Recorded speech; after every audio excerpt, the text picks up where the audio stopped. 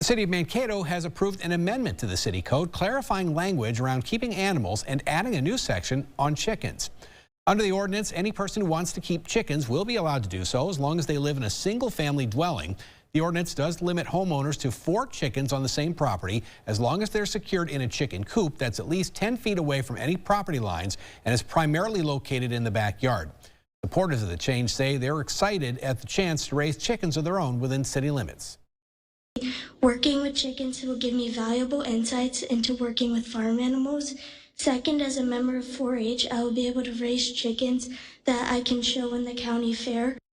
Under the ordinance, roosters, cockerels, capons, and other poultry remain prohibited.